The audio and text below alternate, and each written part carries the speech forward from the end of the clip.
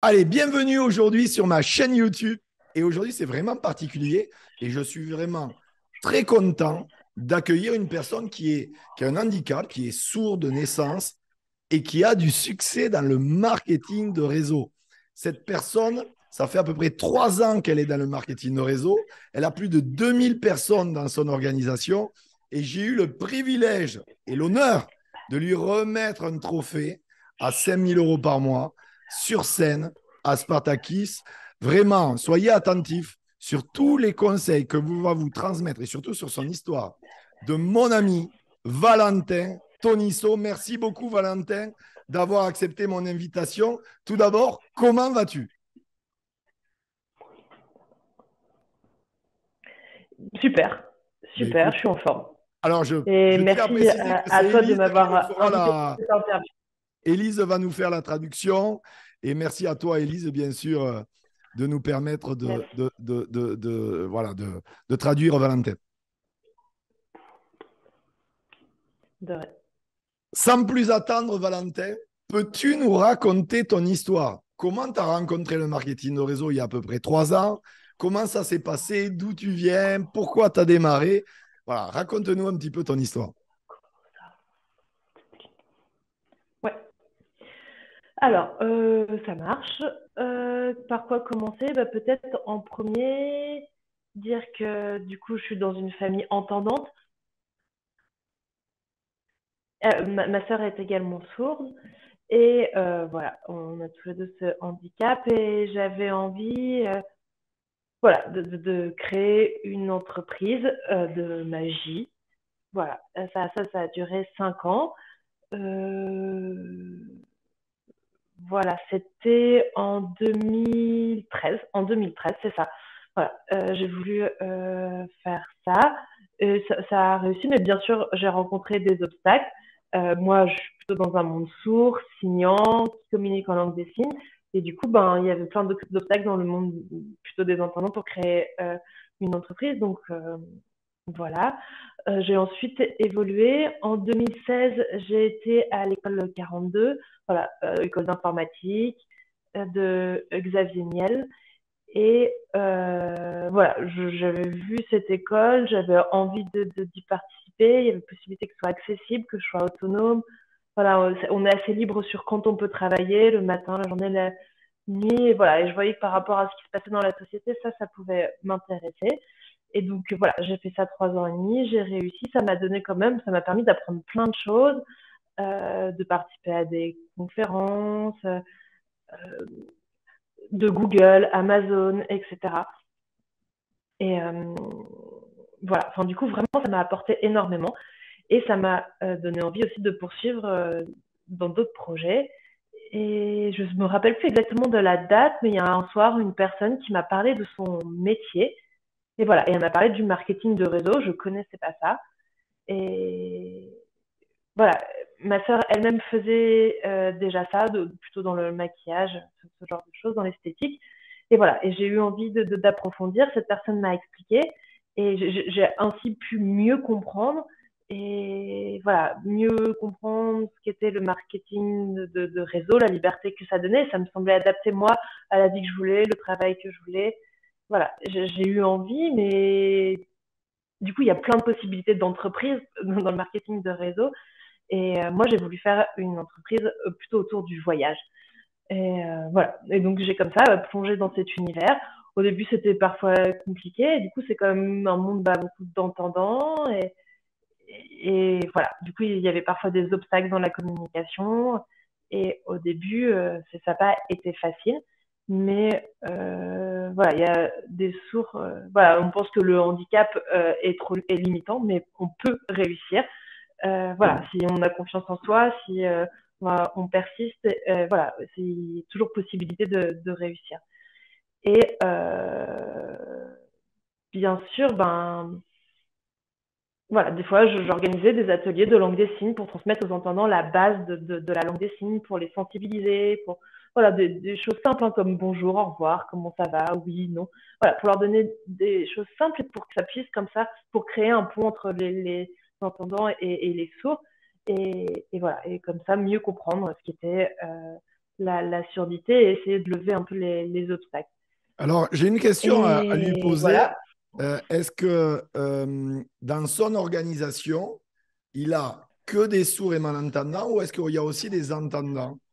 Et ensuite, en effet, il y a bien sûr, lui, il a fait de son handicap une force. Et je le félicite pour ça parce qu'il ne se trouve pas d'excuses, il est à l'action, il a une super équipe, il inspire beaucoup de gens. Mais je suppose aussi qu'il y a des gens qui, malheureusement, ont un handicap et eux, n'ont pas l'engagement comme lui il peut avoir. Et moi, j'aimerais qu'il nous partage un petit peu comment il fonctionne avec les entendants et les malentendants si il a les deux catégories dans son organisation. C'est quoi un peu sa routine et son état d'esprit pour pouvoir les faire évoluer?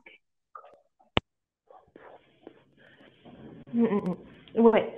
Et ben, en vrai, c'est vrai que c'est une longue expérience et voilà, enfin, j'ai pu aborder plein de choses et c'est vrai que la communication, c'est souvent, ça peut être un obstacle. Mais voilà, j'ai montré aussi comment est-ce qu'on pouvait s'adapter à nous, à moi, personne sourde, mais parce que du coup, c'est souvent nous qui nous adaptons. Bien sûr, j'ai continué à le faire, mais j'avais aussi envie de donner au... Attendez, pardon, je coupe un peu pour revenir en arrière à quelque chose.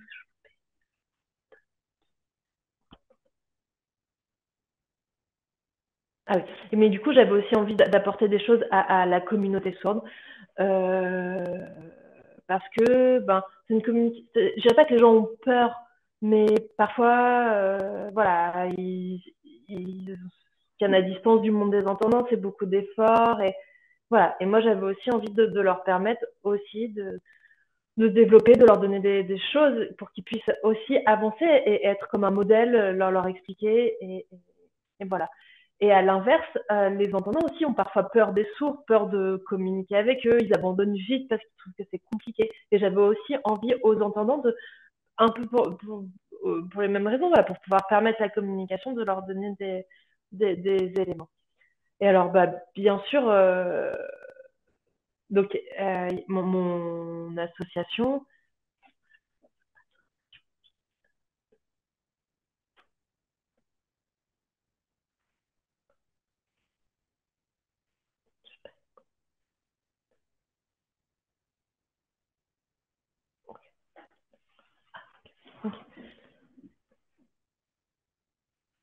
j'avais une petite question sur, j'avais un élément que j'avais pas compris.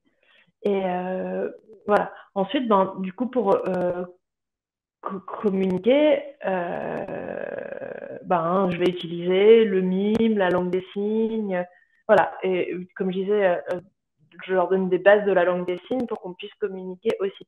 Mais l'important, à mon avis, c'est vraiment de continuer à avancer ensemble et de progresser ensemble. D'accord, très bien. Voilà. Alors, moi, j'aimerais savoir, parce que je vois bien, souvent je le dis, il y a des gens, malheureusement, ils pensent que quand on est un leader, on a eu de la chance, et, alors que ce n'est pas le cas. La chance, ça se provoque, ça tombe pas du ciel, et Valentin l'a très bien provoqué, et c'est pour ça qu'il a des résultats aujourd'hui. Moi, j'aimerais qu'il nous partage une anecdote, en tout cas qu'il a marqué, d'un challenge qu'il a dû relever à travers ces 3 ans dans l'industrie du marketing de réseau pour démontrer aux gens que c'est pas tombé du ciel, que lui aussi il a eu des difficultés parce que bon, je pense que les gens déjà ils vont peut-être mettre un peu leurs excuses de côté parce que Valentin a quand même un handicap et aujourd'hui il fait 5 000 € par mois. Donc je veux dire, c'est que bon, vos excuses, les amis, mettez-les de côté puisque Valentin lui s'en trouve pas. Mais peut-être au-delà de l'handicap, euh, je ne sais pas, une anecdote de ce qui a pu lui arriver une fois. Et malgré tout, il n'a rien lâché. Il s'est remis en question et il a réussi à traverser cet obstacle en réalisant une belle victoire. Il y a eu un obstacle justement pour développer un peu le réseau du côté entendant. Voilà, donc moi je suis signant, c'est ma langue maternelle, la langue des signes. Et voilà, et du coup je me suis dit, mais comment est-ce que je vais me faire comprendre? Et ben souvent, c'est vrai que face à ça, les entendants ont tendance à fuir. Et j'ai réfléchi, j'ai cherché, et j'ai trouvé une solution qui m'est personnelle, mais qui m'a permis, et qui est une technique de développement. Voilà, moi je me suis dit, bon, voilà, je suis sourd, mais voilà, j'essaie de leur expliquer avec soit des notes, soit en leur montrant des choses, avec un texte, du mime, quelque chose pour que petit à petit, voilà, il y ait une confiance qui s'installe et que même si j'étais sourde, que je signais, ils puissent comprendre que bon, on pouvait avancer ensemble, que c'était possible. Voilà. D'accord. Donc, malgré allez, la barrière au niveau de la communication, ben, les amis, comme vous a expliqué Valentin, il n'a pas baissé les bras et il a trouvé une solution ou des solutions pour pouvoir communiquer avec les entendants. Et c'est ce que vous devez retenir, les amis, c'est que vous devez adapter votre communication aux personnes que vous avez en face de vous et pas baisser les bras dès qu'il y a une difficulté. Bravo à toi, Valentin. Alors, moi, j'aimerais savoir, Valentin, si tu... Alors, je sais que oui, puisque tu étais à Spartacus, mais je voudrais savoir si tu te développes personnellement, si tu es plus livre. Ouais, je suppose que tu es forcément plus livre. Alors peut-être que tu es vidéo aussi, et avec les sous-titres, je suppose, si tu peux Ouais, j'ai beaucoup lu de choses. Ce serait quoi ton top 3 des bouquins que tu as vus, enfin, que tu as lus, qui t'ont impacté? Euh, Il y a un livre vraiment qui vient d'une personne. Alors, ça va très vite. Il appelle très vite R-A-N-H Anthony, je pense. Anthony Robbins. Anthony Robbins. Ouais. Pouvoir illimité, c'est ça? Exactement, c'est ça. Magnifique. Exactement, exactement, tout à fait. C'est exactement ça. Ça, vraiment, pour moi, ça a été très important. Ça m'a. Ouais. Et il y en a un autre, alors, je suis désolée, ça va vite. Alors, T'inquiète pas, on a tout le E, temps. T, E-T-T-E et tête.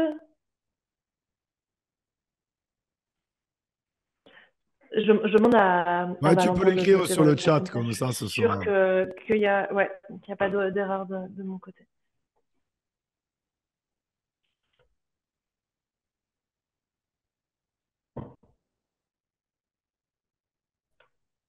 Ah. L'effet cumulé, L'effet cumulé de Darren Hardy, très bien.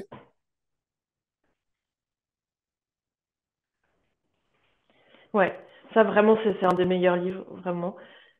C'est un des meilleurs livres. Vraiment, je l'ai relu à plusieurs reprises. Vraiment, ouais, ce livre, c'est un des meilleurs pour moi. Magnifique. Et peut-être au niveau du développement, moi personnel, je trouve que ben, il y a aussi écouter ce que disent les gens, être à l'écoute. Bien sûr, nous, et on peut aussi, voilà, je trouve que ça marche aussi très bien dans le développement personnel, écouter ce que les gens ont Mais à dire et tu sais ce voir que les dit, solutions qu'on peut aussi on apporter. dit que Mais... Dieu ou l'univers nous a donné une bouche et deux oreilles, et non pas deux bouches et une oreille. Tu as raison, Valentin. C'est pour plus écouter les gens que s'écouter parler. Et tu as raison. Et ton handicap est ta force, j'en suis persuadé. Et les gens devraient retenir cela au lieu de se trouver des excuses, de faire une force de leur faiblesse et de trouver des solutions au lieu de passer leur vie à trouver des excuses.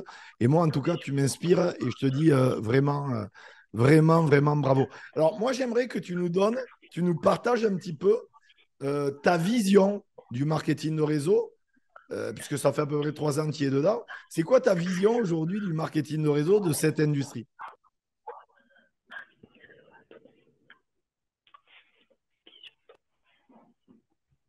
et ben ma vision, en